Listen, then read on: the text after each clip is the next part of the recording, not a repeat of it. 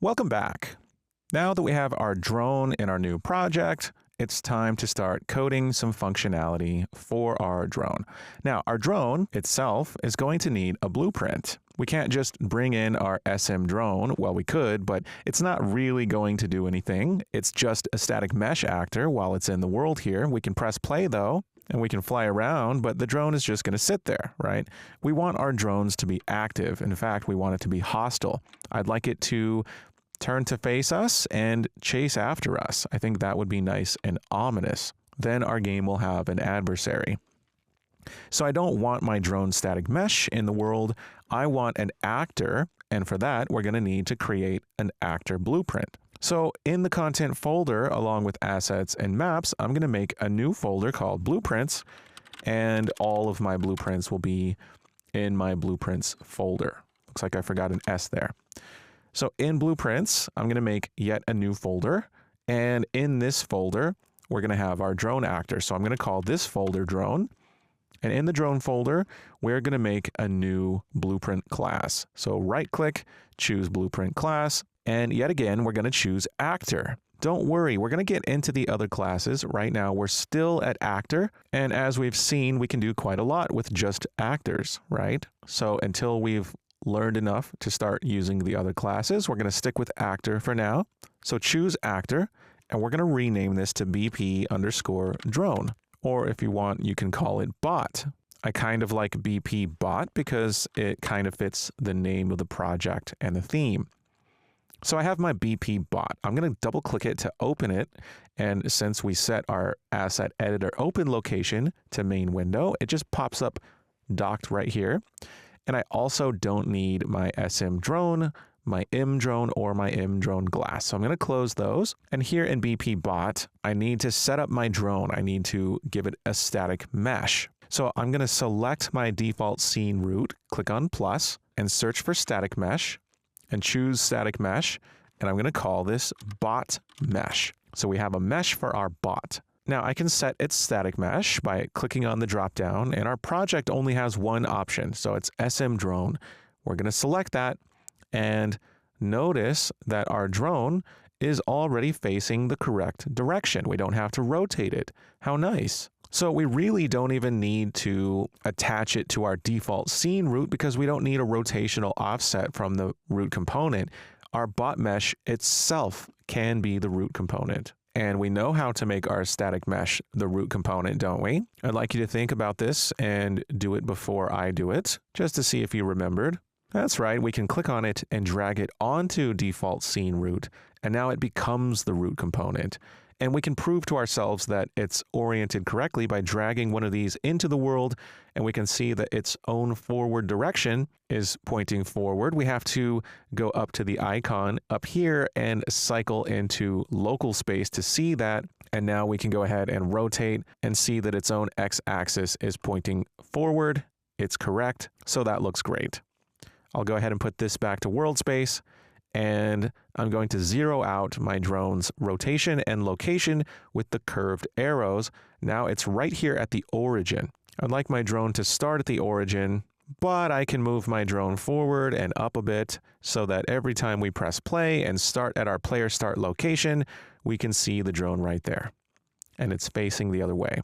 Now, my goal is for the drone to turn and face me, the player. And remember, if we hold Shift and hit F1 to get our mouse cursor and we detach with the detach button, now we can turn around and see that we're actually piloting this default pawn, right? We can click on it and we can see that it's a default pawn, and the default pawn is what I would like our drone to turn and face. Now we know how to set the rotation and add rotational offsets to an actor, but how do we know where to turn our drone? How does the drone know which direction to face? Well, the drone needs some kind of reference to that default pawn. And before the game starts, there is no default pawn in the level. It gets spawned in somehow. So we have to wait until the game has started in order to get that reference to the default pawn. Well, let's go back into BP bot and open its event graph, and we're going to go to begin play. because our bot is already in the world when the game starts, begin play is going to start at the beginning of the game.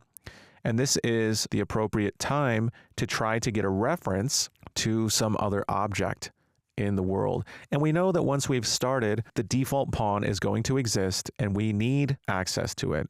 Well, one way to access a reference to the default pawn is to right-click in the event graph and search for a node called Get All Actors of Class. We're going to select that, and this function is going to give us all the actors of a specific class.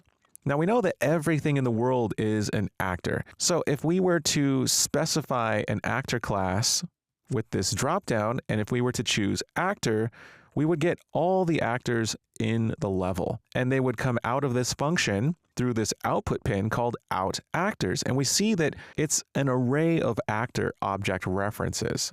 An array is a collection of values. It's not just one value, it's multiple values. It could be 1, it could be 100. So for one, we have to know how to treat arrays and how to get data out of them. And two, we need to specify a class that's specific enough that we don't get too many actors. Now, I'm going to reveal something that you may not have understood previously. When we press play and get that default pawn, the default pawn is something that exists in the level, right? It's an object in the level. And we've already learned previously that all objects in the level are actors. In order to be placed in a level, or spawned in, as our default pawn is, it has to at least be an actor. Anything more basic than an actor is not capable of being placed in a level or spawned in. So that tells us that our default pawn is an actor. But we also know that its class is pawn. Well, this brings us to an important concept called inheritance. You see, the pawn is an actor, but it's a more specialized version of the actor class.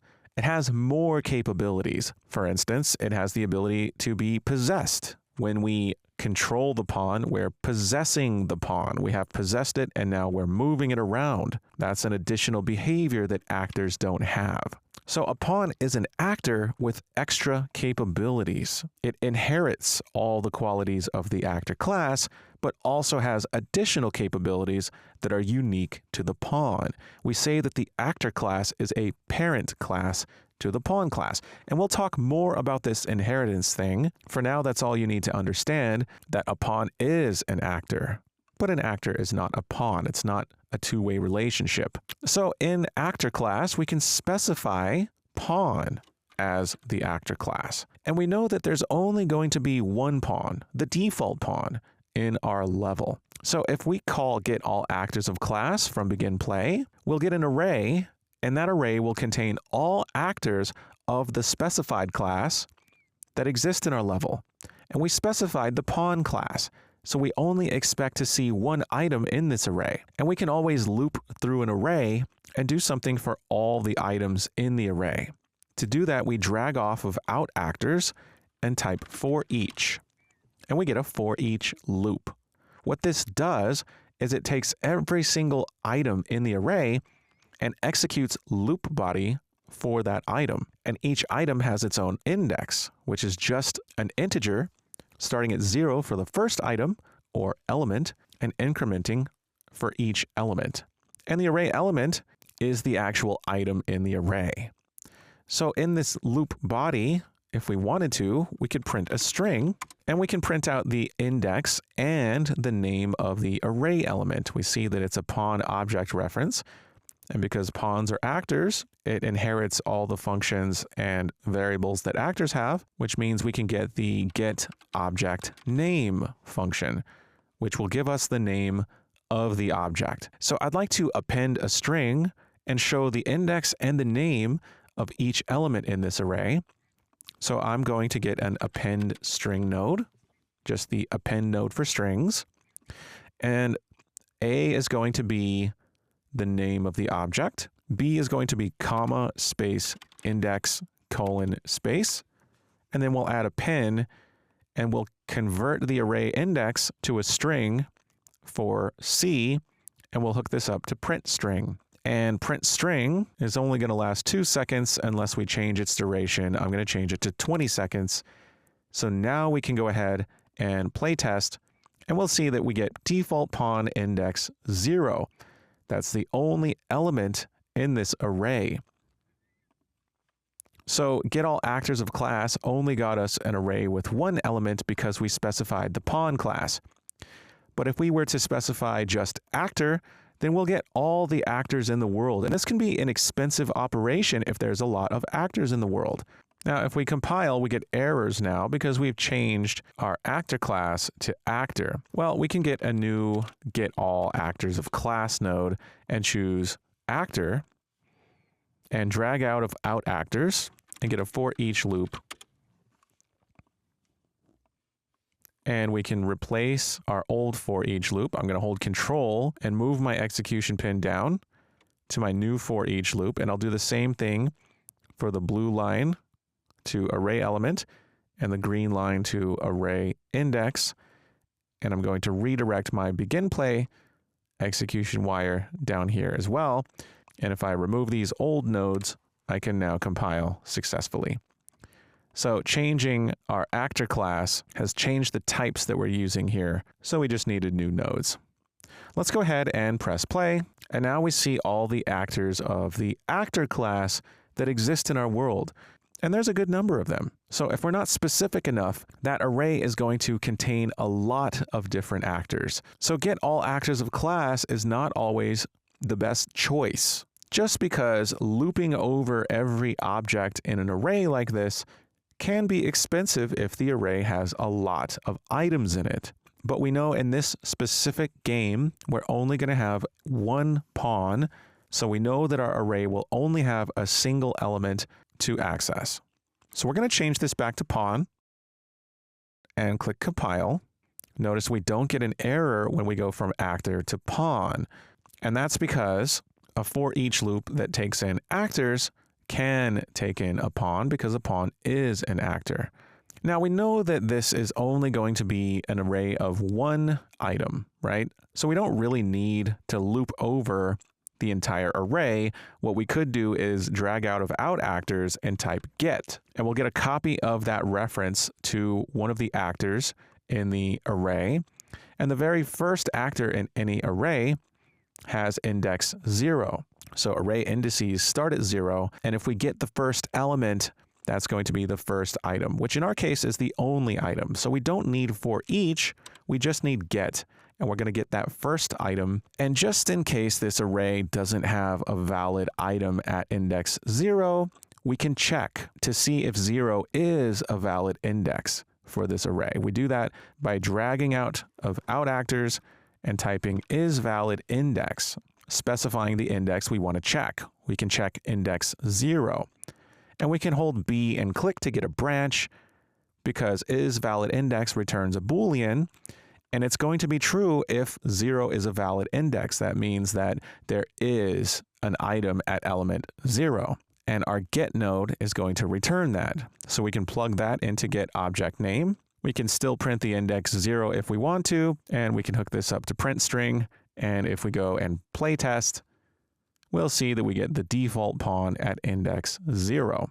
So now that we know how to get the default pawn, our goal is for the bot to rotate towards the pawn, to face the pawn. So instead of printing a string, I just want to store a reference to that default pawn. That's going to be the target for our bot. So we know how to promote a value to a variable. We can either drag off and select promote to variable, but another shortcut is to right-click on the output pin and choose promote to variable from here. And this new variable is going to be called target pawn. It's the target for our bot, and we're going to hook that up to true. We only want to set this variable's value if 0 is a valid index in this array. That way we know we have a valid pawn. And now that we have a pawn, we would like to set our rotation to face that pawn. We would like our drone to always be facing this target pawn. And we can do that in the tick function. So let's go down to event tick, and all I'm going to do for now is set my actor rotation. If we right click, we can type set actor rotation, And every frame, we're going to set the rotation to a rotator that will make our drone face the pawn. So how do we get that rotation? Well, there's a handy node to get a rotation specifically designed to look at one direction from another. Let's right-click and type find look at and get find look at rotation. This node takes in 2 vectors and returns a rotator. We simply need a start location and a target, and the rotator returned is going to be exactly the rotation we need to look at the target from the start location. So what I'd like you to do is finish this out.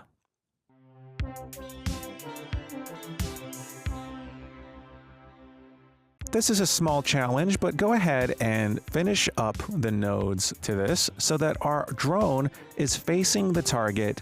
So every frame we're calling set actor rotation and setting that rotation so that the drone is always facing our target pawn, no matter where the target pawn is. Pause the video and give this a try.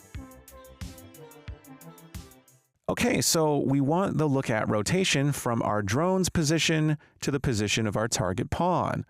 So the start location can be the location of our drone. We're going to use get actor location for that and hook that into start. And we also want our target pawn location. So we're going to drag out and get target pawn and get actor location from the target pawn. And we're going to hook that in for target.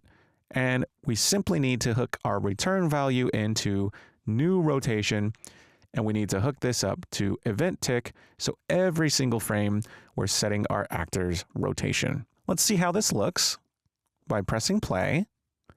And look at that.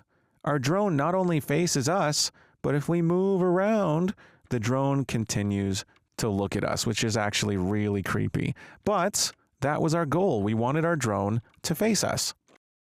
So that's step 1. We know how to make our drone face us, but I'd like it to do so in a more smooth manner. For instance, if we start off behind the drone, I'd like the drone to very smoothly turn and find us, rather than just snap to face us right away. And that's going to involve a concept called interpolation, and we'll learn about that next. Excellent job, and I'll see you in the next video.